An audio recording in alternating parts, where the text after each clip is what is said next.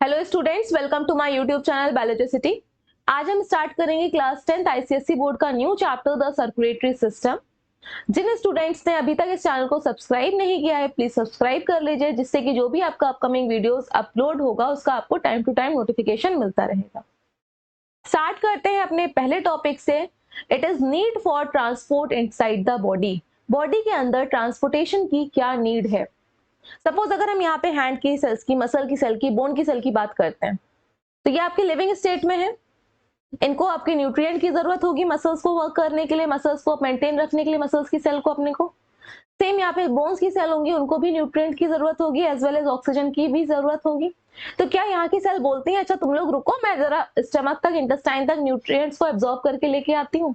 या ये बोलते हैं कि हम लंग्स तक जाएंगे, ऑक्सीजन लेके आते हैं। क्या लंग्स में हम CO2 देने जाते हैं? नहीं ना, ये तो अपनी जगह पे बैठी हुई है। यहाँ तक न्यूट्रिएंट को ट्रांसपोर्ट करना, ऑक्सीजन को ट्रांसपोर्ट करना, या फिर यहाँ से वेस्ट प्रोडक्ट प्रोड्यूस हो रहा है, CO2 प्रोड्यूस हो रहा है, नाइट्रोजनस वेस्ट प्रोड्यूस हो रहा है, उसको पर्टिकुलर ऑर्गन तक लेकर आने के लिए ट्रांसपोर्ट सिस्टम की जरूरत है आपकी बॉडी में। ठीक, क्या किन किन चीजों का आपका यहाँ पे ट्रांसपोर्टेशन होता है उसको देख लेते हैं। फर्स्ट है न्यूट्रिएंट्स का ट्रांसपोर्ट। अब खाना खाते हो, डाइजेस्ट होता है, डाइजेस्ट होना कहाँ होता है? एलिमेंट्री कैनाल में। तो यहाँ पे तो सारी सेल्स नहीं आती ना इंटेस्टाइन के पास कि हम खाना लेने जा रहे हैं, न्यूट्रिएंट्स को लेने जा रहे हैं, नहीं। ब्लड एब्जॉर्ब करता है और ब्लड ही पूरी बॉडी में ट्रांसपोर्ट करेगा। Same respiratory gases, respiratory oxygen, oxygen lungs तक आती है क्या सारी सेल पूरी बॉडी के? हम ऑक्सीजन लेके आते हैं और CO2 वहां पे देके जाते हैं? नहीं, ब्लड में ही ऑक्सीजन, ब्लड के थ्रू ही, और ब्लड के थ्रू ही CO2 का ट्रांसपोर्ट होता है। सेम तरह से एक्सक्रीटरी वेस्ट, आपकी हर एक सेल काम करती है, उसके अंदर रिएक्शन चलती है सेल के अंदर साइटोप्लाज्म में, तो वेस्ट प्रोडक्ट भी प्रोड्यूस होता है। मेनली वो नाइट्रोजनस वेस्ट होता है मेनली।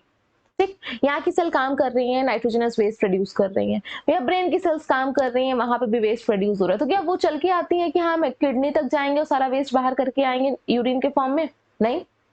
तो एक्सक्रीटरी वेस्ट भी ब्लड में आता है, ब्लड फिर जाता है किडनी के पास, वहां से फिल्टर आउट हो जाता है जो भी एक्सक्रीटरी वेस्ट है।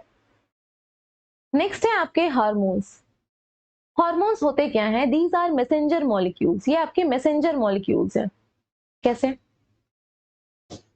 सपोज अगर हम बात करते हैं पेनक्रियास की, ठीक, पेनक्रियास के पास कुछ सेल्स ऐसी होती हैं जो चेक करती हैं कि ब्लड में ग्लूकोज लेवल कितना है, ज्यादा है कि कम है। ब्लड में ग्लूकोज लेवल को चेक करेंगी।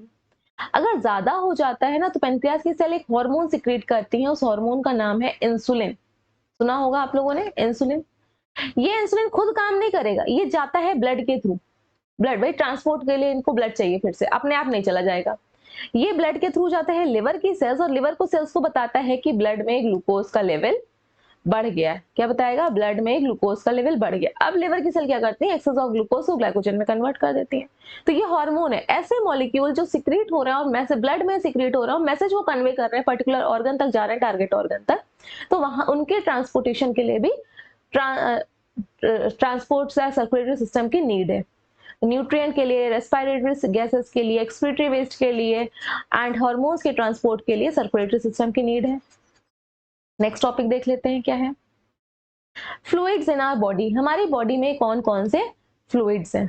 ठीक, मेनली जो हमारी बॉडी में फ्लूइड हैं जो आपका कैरी करते हैं वेस्ट को, नाइट्रोजनस वेस्ट को, या फिर न्यूट्रिएंट्स को, ऑक्सीजन को, हार्मोन्स को, या आपकी बॉडी के पूरे बॉडी में टेम्परेचर को रेगुलेट कर रहे हैं। ऐसा तो नहीं है अगर विंटर्स के टाइम पे आप हीटर के आगे बैठे हुए हो, ठीक है, या कहीं पे फायर है वहां पे सामने, उसके सामने बैठे हुए हो, तो सिर्फ हाथ ही गर्म होते हैं, पूरी बॉडी नहीं आपकी हीट करती है। वो तो हीट रेगुलेट करती है ना। ऐसा नहीं पूरा आग में कूद जाते हो आप लोग, नहीं। क्या करती है? पूरी बॉडी में ही वो हीट सर्कुलेट होती है। तो हीट में भी वही सर, यहाँ हाथ से आपने हाथ को मतलब कि हीटर के सामने रखा, ठीक है, तो पूरी बॉडी में वो हीट जाएगी, सर्कुलेट होगी। किसके थ्रू सर्कुलेट होगी? ब्लड के थ्रू। तो ये ब्लड फ्लूइड आपके कौन कौन से? मेनली जो प्रिंसिपल फ्लूइड्स हैं, these are blood, tissue fluid and lymph. अब देखते हैं कि ये ब्लड और टिश्यू फ्लूइड और लिम्फ है क्या। देखिए, पहले हम ब्लड लिखते हैं। ब्लड जो है वो वेसल में फ्लो करता है आपकी बॉडी में। ब्लड रेड कलर का होता है, थिक होता है, विस्कस नहीं होता है, फ्लूइड होता है, थिक फ्लूइड है, थिक फ्लूइड है। ठीक, ट्रांसपोर्टेशन का काम करता है, यही ट्रांसपोर्ट करता है सारे न्यूट्रिएंट्स को, रेस्पिरेटरी गैसेस को, वेस्ट को एंड हार्मोन्स को। इसके बाद ये जो ब्लड है ये आपका रेड कलर का होता है।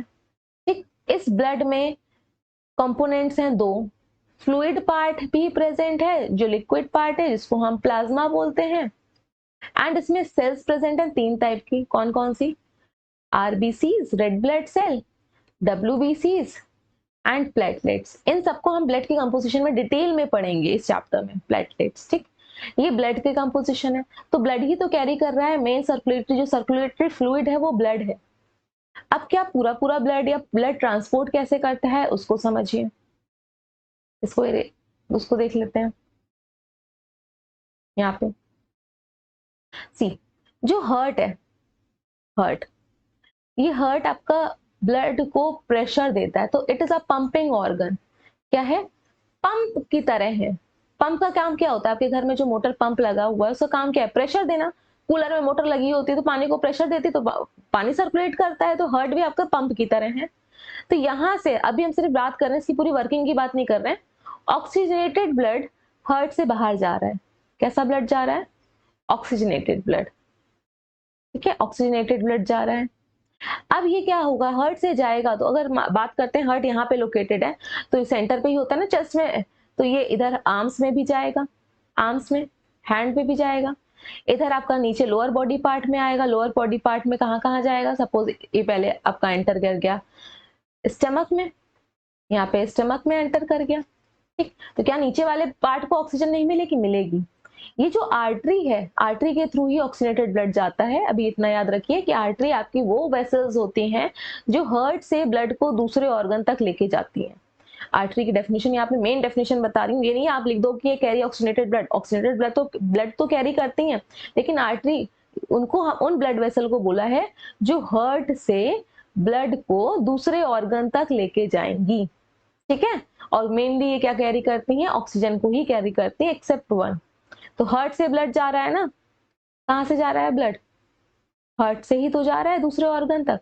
तो जो ऑर्गन पहले पड़ेंगे क्या उनको ऑक्सीजन मिल जाएगी, नीचे वालों को नहीं मिलेगी? ऐसा नहीं है। आर्टरी की वॉल से कोई भी एक्सचेंज नहीं होता है किसी भी टाइप के वेस्ट का एंड न्यूट्रिएंट का या गैसेस का, कोई भी एक्सचेंज नहीं होगा। ठीक है, उसके बाद यहाँ से एक वेसल गई, सपोज लिवर के पास गई, लिवर के पास हम यहाँ पे लिवर को ड्रॉ कर देते हैं। ठीक है, लिवर को थोड़ा सा बड़ा सा ड्रॉ करेंगे, मुझे इसी के अंदर हम सारा वर्किंग बता देंगे कितने टाइप के फ्लूइड प्रेजेंट है। ये लिवर, अब इस लिवर के अंदर ये एंटर करी तो इसकी वॉल से तो एक्सचेंज ही नहीं हो रहा है, ये तो थिक वॉल की प्रेजेंट है। थिक है, इसकी वॉल से तो एक्सचेंज होगा ही नहीं। इसकी वॉल को थिक कर देते हैं, ये तो थिक है इस तरह से। तो आज जब अंदर जाएगी तो यहाँ पे लिवर में क्या प्रेजेंट होंगी? लिवर में लिवर की ही सेल्स होंगी, तो उनको भी ड्रॉ कर लेते हैं। लिवर में लिवर की सेल्स दूर दूर ड्रॉ कर रहे हैं थोड़ा सा। ठीक है, बहुत सारी होंगी लेकिन मैं यहाँ पे आपको समझाने के लिए इतनी दूर दूर ड्रॉ कर रही हूँ। अब इनको क्या चाहिए है? न्यूट्रिएंट। तो ये जो आर्टरी है एंटर कर जाएगी जब टिश्यू के अंदर, तो फाइन कैपिलरी में चेंज हो जाएगी, पतली वेसल, बिल्कुल पतली पतली सिंगल, इस तरह से फाइन कैपिलरीज। तो अब इनकी ये कैपिलरी सिंगल लेयर की होती है। इसका एग्जाम्पल देखिए, सपोज मेरे पास ये पेपर है, ठीक है, एक सेकेंड, ये मेरे पास एक पेपर है, ये देखिए, ठीक, इसको मैंने फोल्ड किया इस तरह से, कैपिलर ये ब्लड वेसल बनी, तो इसकी वॉल थिक है, इसकी वॉल से एक्सचेंज नहीं हो रहा है, तो मल्टीपल लेयर्स प्रेजेंट है। लेकिन यहीं पे अगर मैंने सिंगल पेपर को फोल्ड किया तो थिन हो गया। इस तरह से सिंगल पेपर को फोल्ड किया, एक सेकेंड, इस तरह से सिंगल पेपर को फोल्ड किया, थिन हो गई, इसकी वॉल पतली हो गई, सिंगल लेयर की हो गई, तो इजिली एक्सचेंज हो जाएगा न्यूट्रिएंट्स का, वेस्ट का एंड रेस्पिरेटरी गैसेस का। तो ऑक्सीजन तो यहाँ से निकल गई, अब ये किसमें कन्वर्ट हो गया? ब्लड डीऑक्सीनेट हो गया, तो यहाँ से कैपिलरी का हमने ब्लू कलर बना दी। कैपिलरी किस कलर की बना दी? ब्लू कलर की। ठीक है, अब ये बाहर निकलेंगी सारी तो किसके फॉर्म में निकलेंगी? वेन के फॉर्म में। ये आपकी वेन है, तो हियर इट इज वेन। तो कैपिलरी लेवल पे यहाँ पे लिख देते हैं, ध्यान से सुनिएगा, कैपिलरी लेवल पे ब्लड का बहुत सारा पार्ट बाहर आ जाता है, क्योंकि प्रेशर भी होता है और कैपिलरी थिन होती हैं, तो ब्लड का पार्ट आपका बाहर आएगा। कौन सा पार्ट आएगा बाहर? फ्लूइड पार्ट बाहर आएगा। ठीक, स्मॉल सेल्स बाहर आएंगी जिसमें कि कौन सी आती हैं, आपकी WBCs बाहर आ जाती हैं इन कैपिलरी से। तो वो कहाँ पे फिल हो जाएंगी, इन सेल्स के बीच में, इन सेल्स के बीच में वो भरा हुआ होगा सब। ये जो निकला है पार्ट, ये किससे निकला हुआ है, ब्लड से निकला हुआ है। उसमें क्या है, ब्लड का फ्लूइड पार्ट है, प्लाज्मा वाला पार्ट है, लिक्विड वाला पार्ट है एंड WBCs प्रेजेंट है। तो जब तक ये फ्लूइड, क्योंकि ये सेल्स के बीच में हवा तो नहीं होगी ना, यही फ्लूइड भरा होगा।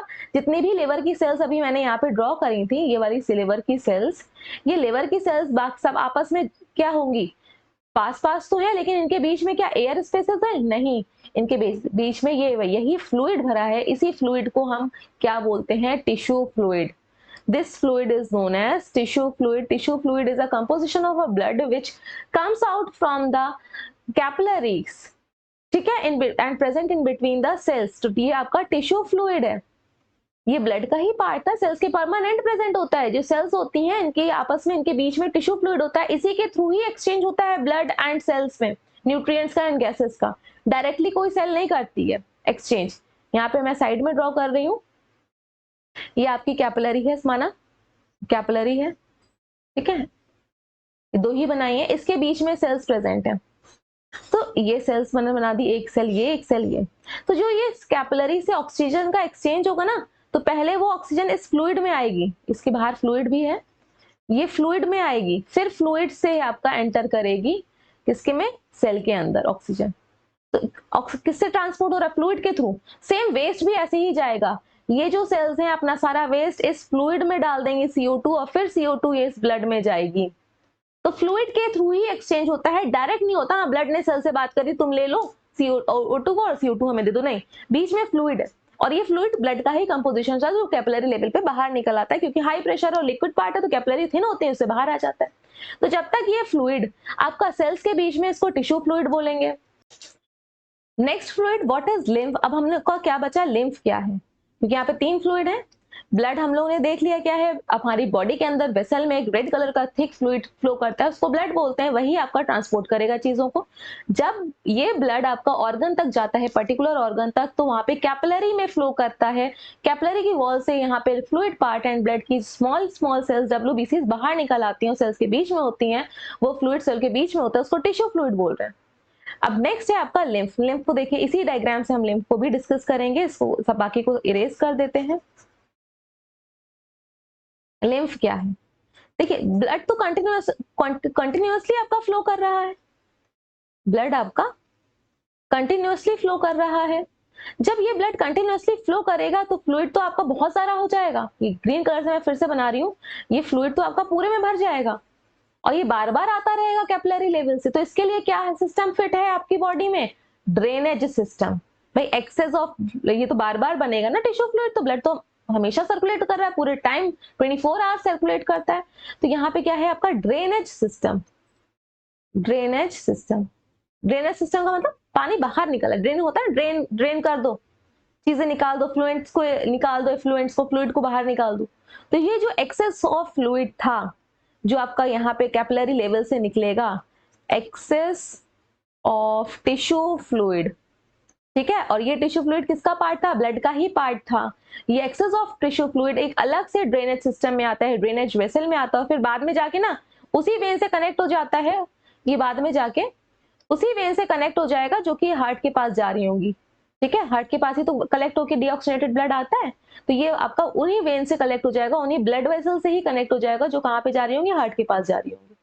लेकिन ये जब इस वेसल में ब्लड आ जाता है, वो फ्लूइड, इस फ्लूइड का कलर बना लेते, कलर कर देते हैं,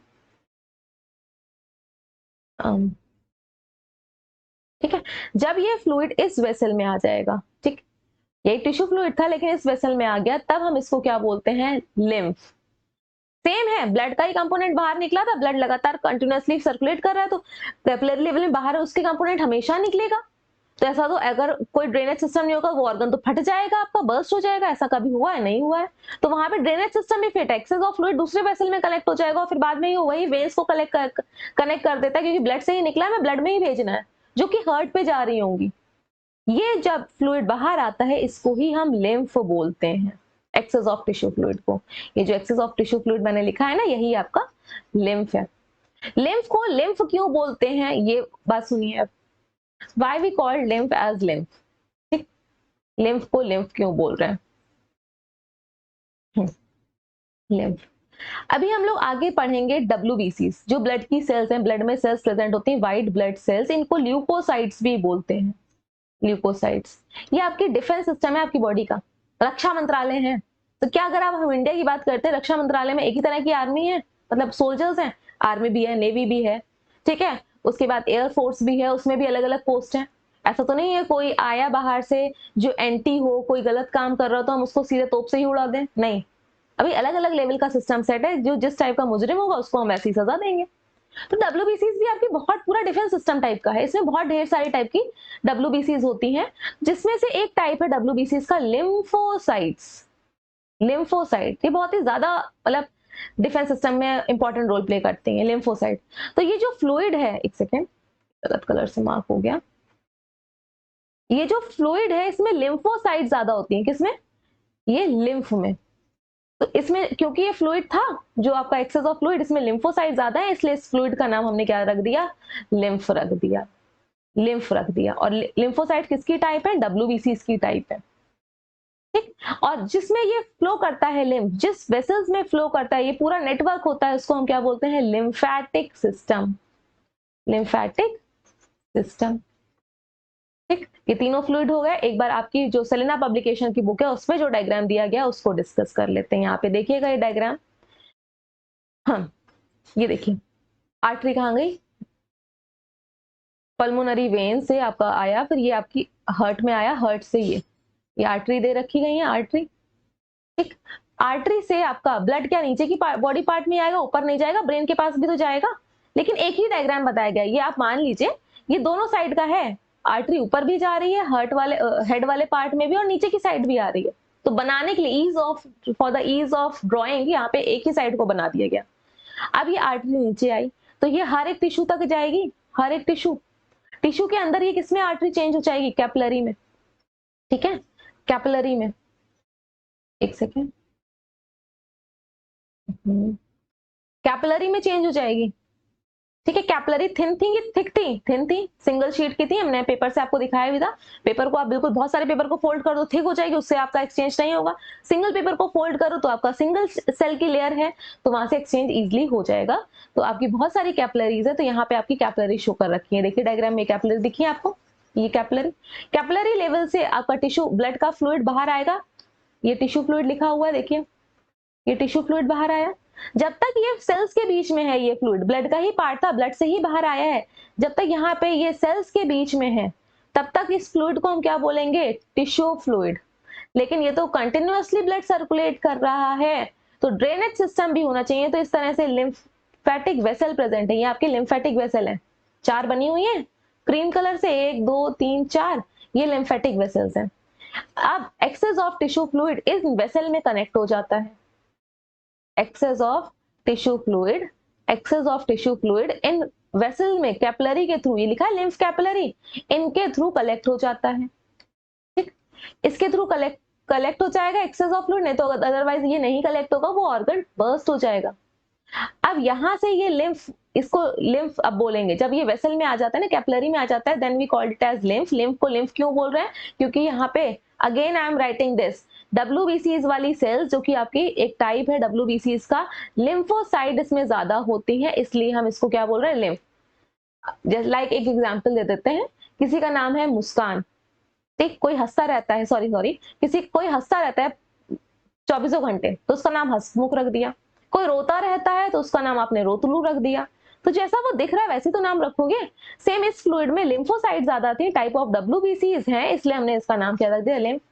क्योंकि ये कंपोनेंट आपका कहां से निकला था, निकला कहां से था, ब्लड का ही तो कंपोनेंट था, ब्लड का। तो इसको जाना भी कहां चाहिए, ब्लड से निकला था, ब्लड में जाए। तो ये देखो बाद में आगे जाके ये किससे कनेक्ट हो गया है, यहाँ पे देखिए ये किससे कनेक्ट हो रहा है, जाके वही वेन से तो कनेक्ट हो रहा है। और वो वेन कहाँ पे एंटर कर रही है, हार्ट में। वो वेन कहाँ पे हार्ट एंटर कर रही है, हार्ट में ही तो एंटर करी है, जहां से निकला था वहीं चली जाती है। तो इस फ्लूइड को हम क्या बोलते हैं, लिम्फ बोलते हैं। तो मेनली आपकी बॉडी में ये 3 फ्लूइड है, ठीक है, tissue fluid, blood and lymph. अब आपको ये एक इसका रीजन भी बता दें कि क्यों लिम्फ में लिम्फोसाइट ज्यादा होती हैं और ये बाहर क्यों रहती हैं, ब्लड में क्यों नहीं रहती, ब्लड वेसल में क्यों नहीं रहती। भाई हमने बताया था लिम्फोसाइट या डब्ल्यूबीसी का काम क्या है, प्रोटेक्शन करना। तो जो आपकी बॉडी में कोई भी बाहर से अगर फॉरेन एजेंट आता है जो आपकी बॉडी का पार्ट नहीं, इन्फेक्शियस एजेंट आता है, क्या फॉरेन एजेंट आप बोल दो जो आपकी बॉडी का पार्ट नहीं है या इन्फेक्शियस एजेंट आता है, तो क्या वो बता के आएगा कि ब्लड वेसल से ही आऊंगा मैं? नहीं ना, वो तो सेल्स के बीच में कहीं पे भी आ सकता है। सेल्स के बीच में, तो सेल्स के बीच में क्या आता है, टिश्यू फ्लूइड ही तो प्रेजेंट है। इस टिश्यू फ्लूइड में ही, यही तो टिश्यू फ्लूइड आपका बाद में लिम्फ कहलाता है जब वेसल के अंदर आ जाता है। इसका मतलब इस टिश्यू फ्लूइड में भी लिम्फोसाइट प्रेजेंट है, इस टिश्यू फ्लूइड में भी तो लिम्फोसाइट प्रेजेंट है। Got my point? Lymphocyte present है, यही लिम्फोसाइट ही तो किल करेंगी, कहीं पे भी तुम दिखोगे बाहर वाले एजेंट उसको मारने का काम शुरू कर देंगी। इसलिए ये कंपोनेंट बाहर आ जाता है, इसमें लिम्फोसाइट ज्यादा होती है, ये ज्यादातर बाहर आ जाती हैं। आरबीसी का साइज बड़ा होता है तो ये कैपिलरी के अंदर ही होते हैं, उसको आर पार नहीं जा पाते, ट्रांसपोर्ट नहीं हो पाता है। ये तीनों फ्लूइड हम लोगों ने देख लिए। ये तो थे मेनली 3 फ्लूइड जो सर्कुलेट होते हैं। आपकी बॉडी में और भी फ्लूइड प्रेजेंट है, वो नॉन सर्कुलेटिंग फ्लूइड में हमने रखा है।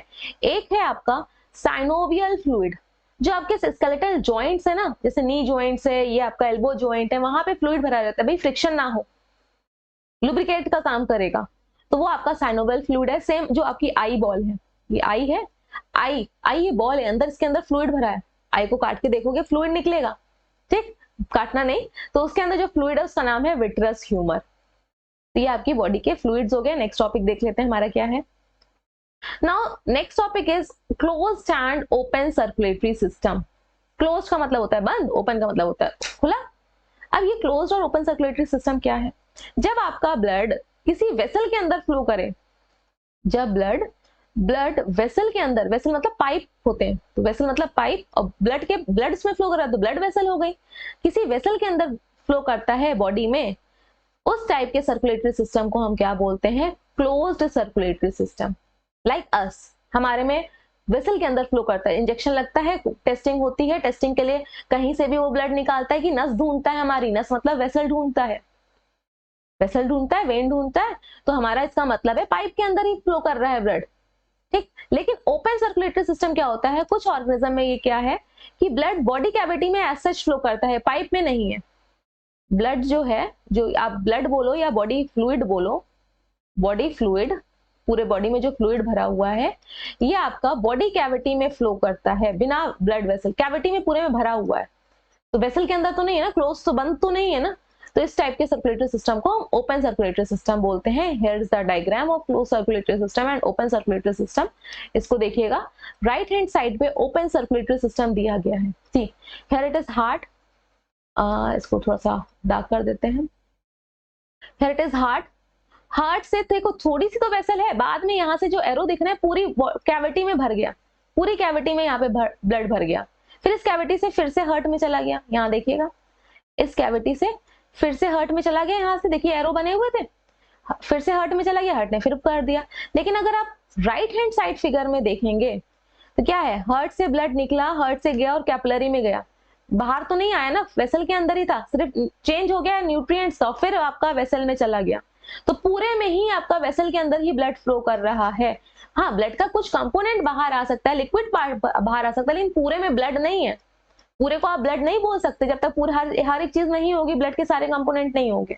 तो इस वाली फिगर में, राइट हैंड साइड वाली फिगर में, इस कैपिलरी के अंदर ब्लड फ्लो कर रहा है, मैंने एरो से बनाया है, ठीक है। तो ये आपका क्लोज सर्कुलेटरी सिस्टम है, लेकिन आपकी लेफ्ट हैंड साइड में हार्ट से ब्लड गया और यहाँ वेसल से पूरे में भर गया, इतने पूरे में भर गया, ठीक है, और फिर यहाँ से फिर से हार्ट में कलेक्ट होके चला गया, तो क्योंकि यहाँ पे बीच में तो किसी वेसल में था ही नहीं, तो ये आपका ओपन टाइप का सर्कुलेटरी सिस्टम है। ये ग्रास हॉपर का डायग्राम दिया है, यहाँ आपका अर्थवॉर्म का डायग्राम दिया है। तो ग्रास हॉपर में क्या है, पूरे में देखिए ऊपर साइड से पूरे बॉडी में भरा हुआ है, कहीं वेसल नहीं दिख रही है, लेकिन अगर आप इधर की साइड देखेंगे राइट हैंड साइड पे, वहां पे आपको पूरे में ये नेटवर्क दिख रहा होगा कैपिलरी का, ठीक है। तो ये आपका क्लोज सर्कुलेटरी सिस्टम है। तो इन शॉर्ट, जब बॉडी कैविटी में फ्लूइड भरा होगा तो ओपन होगा, जब वेसल के अंदर फ्लो कर रहा होगा तो क्लोज्ड होगा।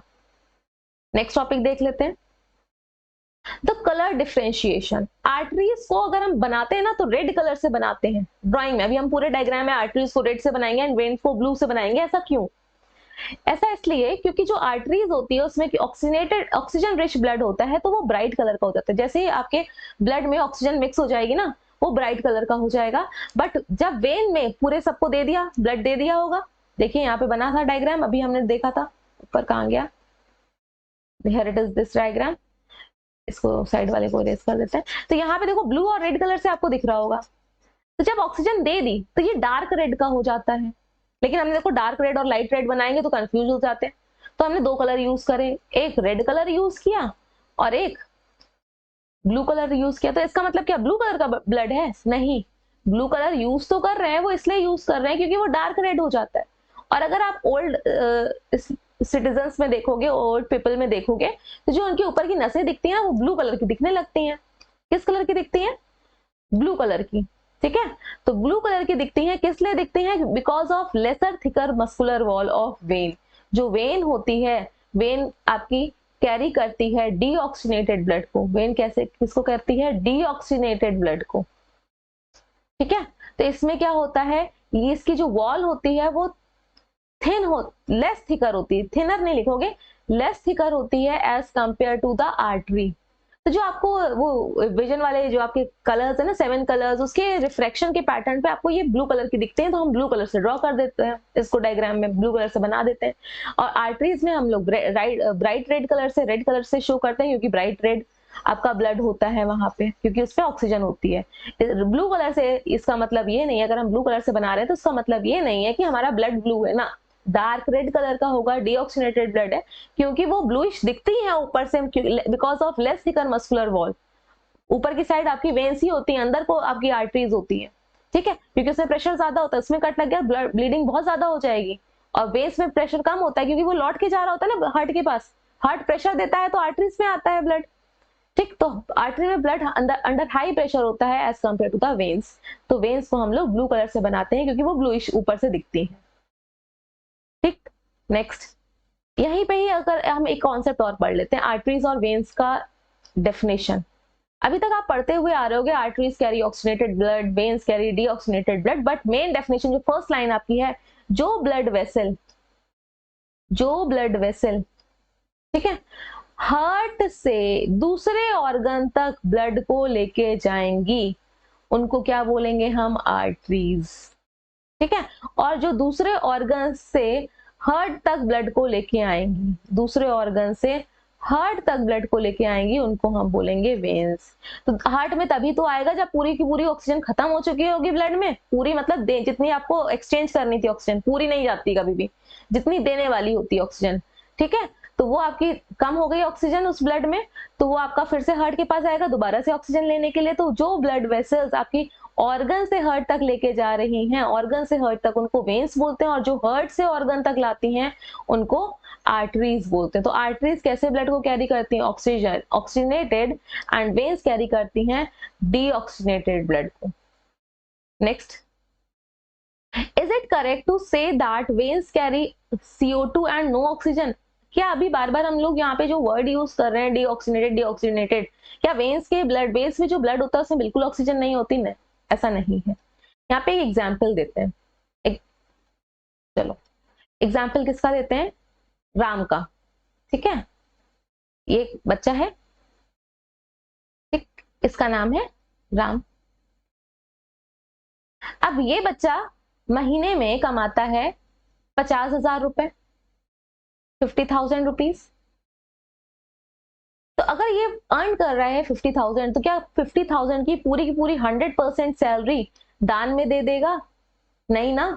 कितनी देगा? आधी देगा? नहीं भाई, हाँ इतना महान होगा तो दे भी सकता है, रतन टाटा जैसे हुए, लेकिन ऐसा नहीं होता है। जैसे हम भी अगर कोई भी चीज वर्किंग कर रहे होंगे, अर्निंग कर रहे होंगे, तो हम उसका लगभग आधे से भी कम पार्ट देंगे। सपोज 23% से 25% हमने दान में दिया, हमने डिसाइड कर लिया कि हर मंथ की सैलरी में से हम 23% या 25% ही दान में देंगे।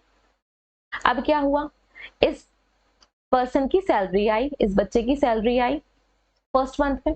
अब इसने क्या किया, पहले के फर्स्ट वीक में 10% ही दिया ऑक्सीजन, सॉरी जो अपनी अर्निंग थी, इस 23 से जो उसने डिसाइड करके रखा था कि हम 23% से 25% ही दान में देंगे, इसमें से इसने अभी 10% दिया।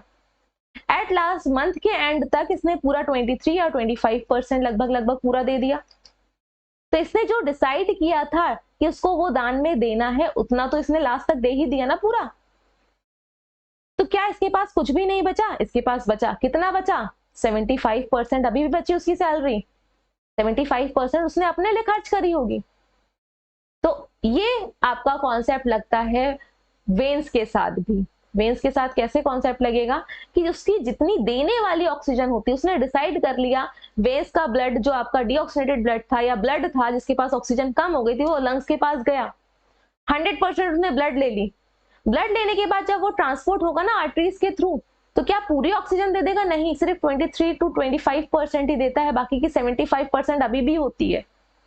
लेकिन जो देने वाला है वो पूरा दे देता है, इसलिए हम बोलते हैं डीऑक्सीनेटेड ब्लड।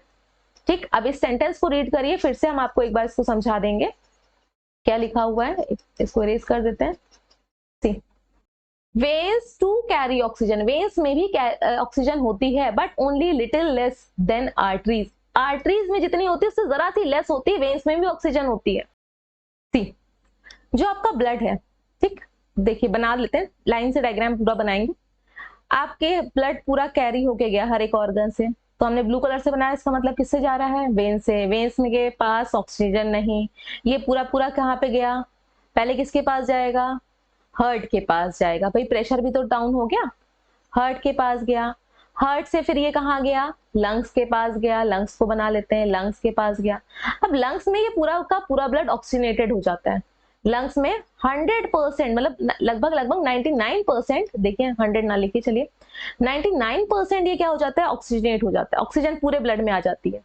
अब ये फिर से लौट के पास हार्ट के पास आएगा, हार्ट से फिर पूरी बॉडी में ऑक्सीनेटेड ब्लड सर्कुलेट होगा। ठीक है, अब इसने क्या डिसाइड कर लिया है कि इसको देनी कितनी है? सिर्फ 23% ही अपनी ऑक्सीजन देनी है। अगर ये पूरी दे दी तो ये वापस आ जाता है। ठीक, 99% पूरी नहीं देता है, देने वाली पूरी कंप्लीट कर लेता है। इसने डिसाइड किया 23%। सपोज ऊपर वाले ब्लड से गई, मतलब जितना ब्लड गया उसने यहाँ पे 10% दी पहले, फिर आपकी आगे चल के 20% दे दी, फिर आगे चल के 25% दे दी। अब ये इसके पास अब तो देखा बस अब ऑक्सीजन नहीं देंगे, अब सीधे वेन में कनेक्ट हो जाएगा। सेम 10% दी, फिर 11% दी, फिर ऐसे धीरे धीरे कैपिलरी लेवल में ब्लड ऑक्सीजन लेवल कम होगा, फिर ये वेन से कनेक्ट हो जाएगा। तो पूरी ऑक्सीजन नहीं कम होती, ये 23 से 25% पार्ट ही जो देने वाला था, अगर ये पूरा दे चुका होता है तब तक ये वेन में आ जाता है। ठीक, हमने जो दान देने वाला था वो पूरा दे दिया है ऑक्सीजन, अब हमें अपने पास बचा के रखना है। तो फिर से 75% ऑक्सीजन तब भी आपकी प्रेजेंट होती है वेन में भी, वेन वाले ब्लड में भी।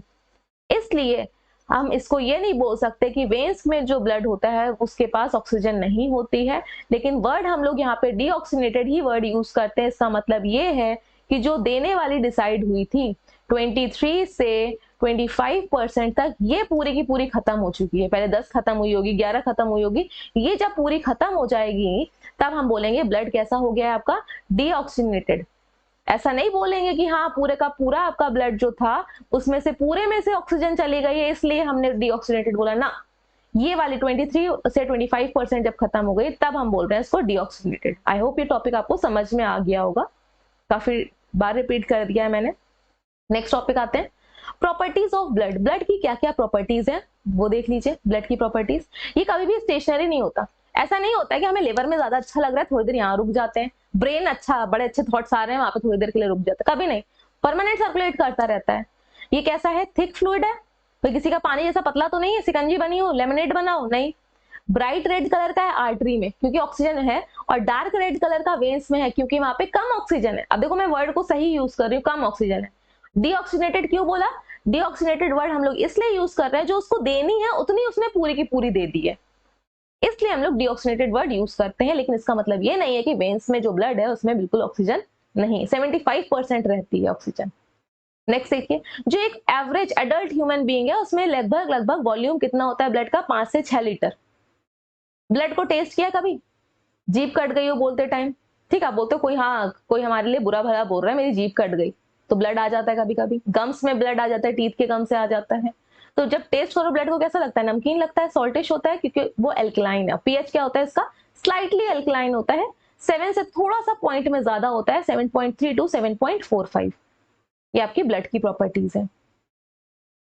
नेक्स्ट फंक्शन हम ब्लड के एक बार फिर से डिस्कस कर लेते हैं। ट्रांसपोर्टेशन वाले फंक्शन हमने डिस्कस कर ही चुके थे। फूड के, डाइजेस्टेड फूड के ट्रांसपोर्ट के लिए, ऑक्सीजन के ट्रांसपोर्ट के लिए हर एक सेल तक जाएगा, कार्बन डाइऑक्साइड के ट्रांसपोर्ट के लिए, एक्सक्रीटरी मटेरियल हर एक सेल काम कर रही है, खुद तो जाएगी नहीं किडनी के पास कि हाँ तुम यूरिन के थ्रू ये वाला वेस्ट बाहर फेंक दो, नहीं, ब्लड में डाल दीजिएगा, ब्लड ही फिल्टर हो जाएगा। हार्मोन्स, इंसुलिन का एग्जाम्पल बताया, ग्रोथ हार्मोन अगर आपके सिक्रीट हो रहे हैं तो वो ग्रोथ हार्मोन हर एक सेल तक जाएंगे, भैया ग्रोथ तो सब में चाहिए है, तो वो ब्लड के ही थ्रू जाएंगे, क्योंकि ब्लड का ही एक ऐसा कंपोजिशन है जो हर एक पार्ट तक जाता है, जिस पार्ट तक नहीं गया वो पार्ट तो गया। ठीक है, अब पूरी बॉडी में हीट का डिस्ट्रीब्यूशन, ऐसा तो नहीं आप हाथ ताप रहे हो या हाथ को आपने फ्रीजर में रखा हो तो सिर्फ हाथ ठंडे हो या आपकी पूरी बॉडी ना गर्म हो, हाँ थोड़ा बहुत टेम्परेचर में डिफरेंस होगा, लेकिन वो हीट और वो कोल्ड आपका पूरी बॉडी में सर्कुलेट करता है। नेक्स्ट ब्लड का जो ये फंक्शन यहाँ पे दिया गया है, इट इज प्रोटेक्शन। ये तो ऑलरेडी हम डिस्कस कर चुके थे, इसलिए फास्ट मैंने क्विक रिवाइज करा दिया। प्रोटेक्शन, ब्लड में आपकी 3 टाइप की सेल्स हैं ब्लड का, आपको एक तो फ्लूइड पार्ट जिसको प्लाज्मा बोलते हैं, ठीक है, नेक्स्ट वीडियो में हम लोग ब्लड का ही कंपोजिशन पूरा स्टडी करेंगे। दूसरा यहाँ पे होता है सेलुलर पार्ट, सेल्स प्रेजेंट होती हैं उसमें, फ्लूइड में सेल्स छोटी छोटी सेल्स होती हैं। अब आपको सेल्स तो दिखती है, नेकेड आई से क्या सेल्स देख सकते हो, आपको वो पूरा फ्लूइड ही दिखेगा। जब आपने माइक्रोस्कोप से देखा तो वहां पे आपको 3 टाइप की सेल्स दिखी, red blood cells, WBCs, white blood cells and platelets. ठीक, प्लेटलेट्स यहाँ पे मेनली प्रोटेक्शन में WBCs का काम है एंड प्लेटलेट का भी काम है। ठीक, WBCs लड़ती हैं, जो भी इन्फेक्शियस एजेंट आपकी बॉडी में आता है उनसे लड़ती हैं। कैसे लड़ेंगी, एंटीटॉक्सिन बनाएंगी। कोई आपका टॉक्सिक सब्सटेंस आपकी बॉडी में आ गया या आपको एलर्जेंस बॉडी में आ गया, छींकते रहते हो तो छींक भी आपकी WBCs है, उसके अंदर से केमिकल निकलता है जिससे एलर्जी होती है। ठीक है, एलर्जी किसी और वजह से हो रही है, उसके रिस्पॉन्स में WBCs एक्ट करती हैं, इसकी वजह से हमें इरिटेशन होता है, हमारे पर्टिकुलर छींकें आने लगती है, स्नीजिंग होने लगती है, रैश इचिंग होती है, क्योंकि WBCs का कंटेंट बाहर आ गया है कुछ, वो WBCs हम यहाँ पे नहीं नाम ले रहे हैं। फिर WBCs ही आपकी एंटीबॉडी बनाती हैं इन्फेक्शियस एजेंट से लड़ने के लिए, ये प्रोटेक्शन में काम कर रही हैं। दूसरी चीज, अगर आपको कहीं चोट लग गई या ऑपरेशन हो रहा है तो ब्लड वेसल्स कट गई, ब्लड वेसल कट गई तो क्या परमानेंट कटी रहती है क्या, वहां पे फेविक्विक या फेविकॉल लगाते हैं, नहीं ना, क्लॉट आ जाता है, ब्लड जम जाता है, उस जगह पे थक्का आ जाता है। ठीक, ब्लैक कलर का टिश्यू पार्ट आ जाता है ना, जहां पे चोट लग जाती है ब्लैक कलर ब्लैकिश हो जाता है, फिर ब्लड आना थोड़ी देर बाद बंद हो जाता है, तो ब्लड, उसको ब्लड बोलते हैं ब्लड क्लॉट। ठीक है, तो ब्लड क्लॉट कौन करता है, प्लेटलेट करती है, प्लेटलेट। तो परमानेंट ब्लीडिंग नहीं होते, पूरी ब्लड क्लॉट ना होता, अगर कहीं कट लग जाता ब्लड बहता ही रहता पूरा, कभी रुकता ही नहीं, अल्टीमेटली डेथ हो जाती।